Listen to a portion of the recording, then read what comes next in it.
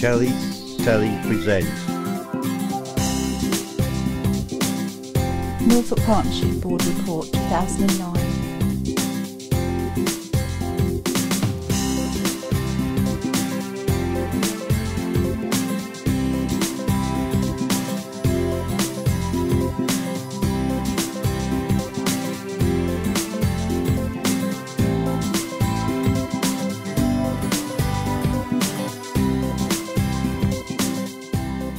Hello everyone, welcome to the 2009 Partnership Board Report. I am Peter Moore and I have been co-chairman of the Partnership Board with Harold Barber for the last 3 years. And I'm Carol Barber and I'm going to be the co-chair for the next 2 years. And I'm Tracy, a family carer who sits on the Partnership Board. In this year's report, we want to tell you about the good things that have been happening in Norfolk. At the beginning of each section, we will give you some facts and figures to have a look at, and then we let people tell you their stories. Okay, let's get started. There are 687,600 adults aged 18 plus living in Norfolk. Of these, 2,508 people have learning difficulties and are known to social services. The Partnership Board job is to make sure that these 2,508 people are able to live their lives they choose and get the support they need. How much money do you think health and social services have got to spend on services for people with learning difficulties? I don't know. Is it £80 million? Nearly. It's just over £94 million. Here's a chart to show you how it's spent. Residential care, 32%. Nursing care, 1%. Supported living, 24%. Hospital care, 9%, day services, 15%, community learning difficulties team, 8%, and other, 11%. Let's get on with the rest of the report and see what this means for people with learning difficulties in Norfolk.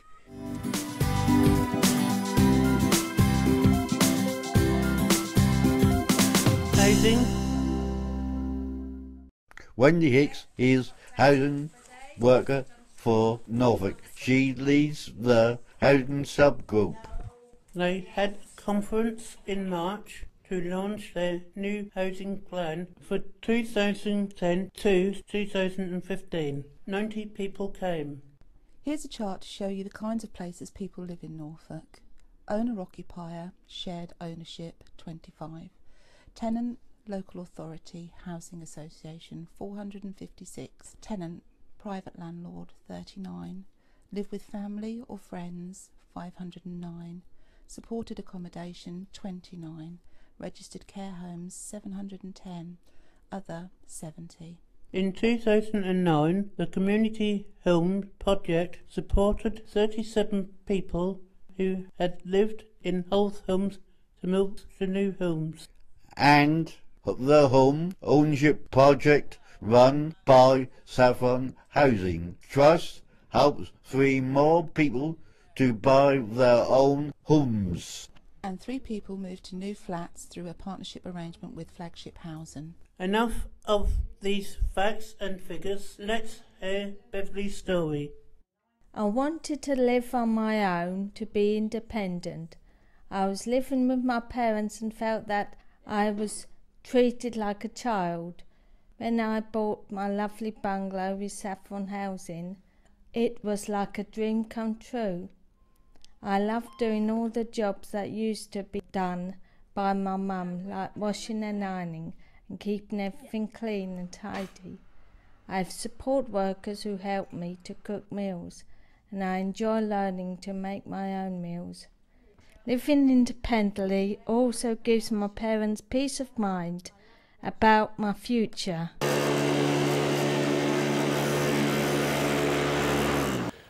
but she still likes her dad to cut the grass. Health.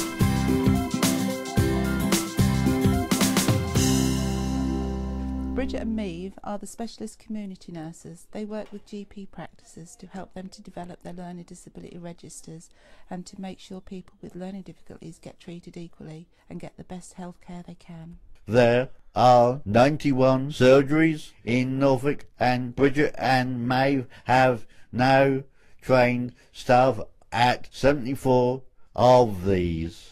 Maeve and Bridget have talked to lots of people about health books and how to get one. We need to find out how many people actually have health books. That's another job for Maeve and Bridget next year. Let's hear from Victor about how his health book helped him when he went into hospital. Hello, I'm Victor. I had to go to hospital in February. I had some tests done. It started nice. I bought a friend of me. I bought my house book. A nurse to fill it in. I had to go to GB with my blood test. I took my house book and fill it in too. I had to take tablets any day. I've written in my house book. I keep letters in my house book. A good at adding anything together. And make sure you add a house book. Tristan is the acute liaison nurse at the hospital. Her job is to support people with learning difficulties when they need to come to the hospital. In 2009, Tristan saw 328 people with learning difficulties. And she trained over 700 hospital staff. Let's hear from David about what it was like for his son going into hospital. My name is David, and my son Nick is 43 years old and has got severe learning difficulties. Last year he had to go into hospital. He's got temporal lobe epilepsy and has several seizures over a period of 20 hours. The staff in his care home called an ambulance and my wife and I met them at Casualty. He needed to stay in hospital for 2 nights. I stayed over one night and Nick's care staff stayed another. The hospital staff were very welcome and grateful we were there. It would be good to have more facilities for carers to stay in the hospital. Nick was scared and confused, but the staff were very responsive and very understanding. Tristan came and saw him twice during his stay. This was great because Tristan could talk to both Nick and his carers and the hospital staff, and she could explain his needs to them. Many of the hospital staff hadn't worked with people with learning difficulties before, so this was essential.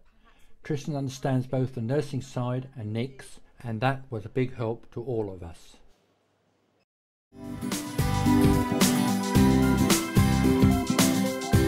Making choices.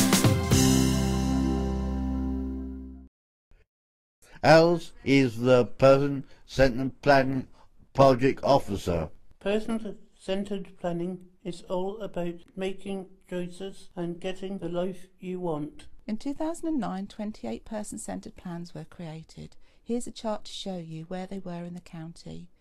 North 6, South 1, East 3, West 4, Norwich 16. Els set up person-centered cafe at libraries where people can drop in to find out about personal-centered planning. In 2009, 132 people went to a person-centred cafe. 65 went to Sprowston Library, 51 went to Dereham Library, and 16 went to Gayward Library. 125 people were trained in person-centered planning. Let's hear about Gary from King's Lynn. Hi, I'm Steve Russell. I'm the team leader for employment at King's Lynn Day Services. This is Gary is an artist. He loves to paint. A year ago, his key worker at home was working with Gary and his circle of friends on his person-centered plan. They discovered that Gary had a talent and a love for art. They invited an art tutor to come in and support and guide Gary. She felt Gary's work was sellable and that the circle could help Gary to arrange an exhibition. They invited other professionals to come in and help find venues and help Gary to market himself. I helped Gary to get a small grant and turn his talent into a micro-business. I was invited into Gary's circle. I invited other people to come in too, people like an art dealer and art suppliers. Gary's dream is to draw more pictures and sell them in an art gallery. He can also take commissions, which means you can ask him to paint pictures especially for you. Employment.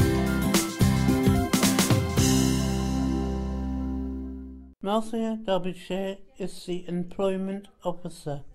Here are the figures for people with learning difficulties in Norfolk who have got jobs. 30 plus hours per week, 6. 16 to 30 hours per week, 5. 4 to 16 hours per week, 20. 0 to 4 hours per week, 97.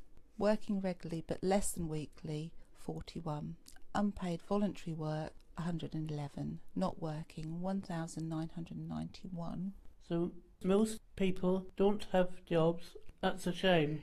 Yes, but there is some good news. For examples, there a great project at the hospital called Project Search, which helps people to get real jobs. 8 people started Project Search at the Norfolk and Norwich University Hospital in September 2008. 4 out of the 8 people were offered full-time jobs of 16 plus hours a week. In September 2009, the hospital took on 12 new students and Norse started a new Project Search with 8 students. Let's hear from James about what it's like to work at the hospital. Hello, my name is James Smith. My job is admin assistant in the nurse bank. When I was a little boy, I dreamed of getting a job. I used to be in hospital as a patient, but I'd never thought I'd get a job here. My mum feels very proud of me getting a job. She thought I'd never be able to do work with the disability that I've got, but I've shown her that I can do work. My confidence has really grown a lot. When I first started Project Search, I was scared because I didn't know what the colleagues was going to be like who I was working with. I didn't know if I'd find my way around the hospital. I didn't know if I'd be able to do any of the jobs that were available in the hospital placement. But now as I've grown up to the hospital, I know my way around. I know the people I work with. I'm not scared of anything. I'm not scared.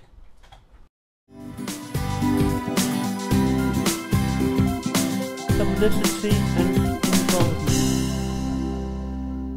We are very proud that so many members of the Partnership Board have learning difficulties and are involved in making key decisions. Here's how the Partnership Board is made up. Norfolk County Council staff, 4. NHS staff, 1. Voluntary sector staff, 2. Family carers, 4. And people with learning difficulties, 11. We had a development day in May and made a lot of changes to our partnership board. We now meet 6 times a year. And we have 6 subgroups.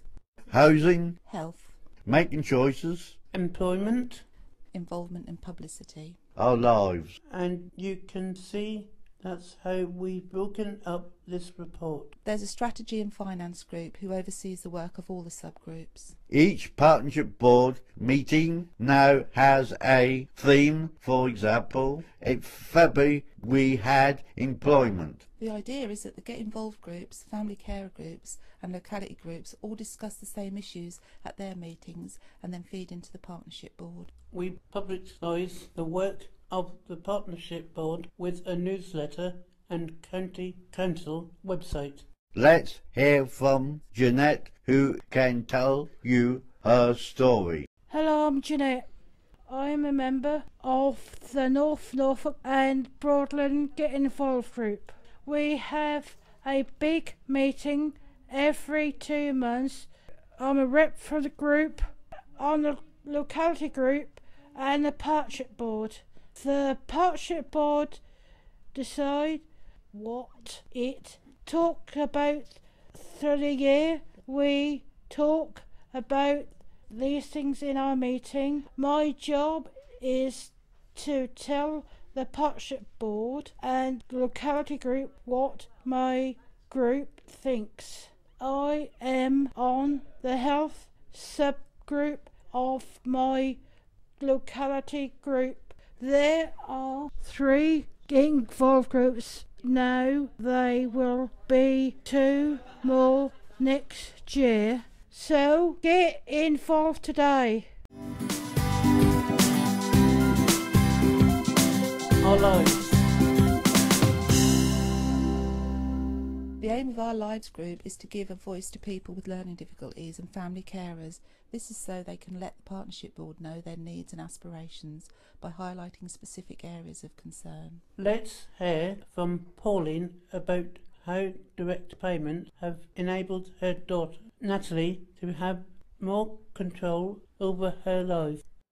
Hi, I'm Pauline Drury and this is my daughter Natalie. Natalie has been receiving direct payments for 4 years. She was ill and sadly became more disabled. She got depressed because of the pain and not being able to understand why she couldn't move about, so we knew we had to do something to make her life more meaningful. We found out about Independent Living Norfolk and their advisors were very supportive. Natalie's direct payments fund her personal care. She has a team of 12 ladies who provide 5 days a week daycare and a few hours a week in the evening and respite. Her benefits pay for her social activities and car. Natalie needs hydrotherapy, so she goes there twice a week if she's well enough. She goes to Rebound, which is a giant trampoline, which helps her digestion and her mobility. She meets her friends at 33, the Mencat Club, on Friday, goes bowling, boat trips and anything else she likes. We do whatever works best for Natalie depending on how well she feels. Direct payments gives Natalie flexibility and choice. It can be complicated, but it's definitely been worth it for Natalie. Well, that's the end of the report, and my job as co-chairman of the partnership board. Good luck, Carol, in your new job. Thanks, Peter. I'm really looking forward to it, and I will see you all next year with the 2010 report. Thanks to everyone who helped make this DVD. Copyright Shelley Telly 2010.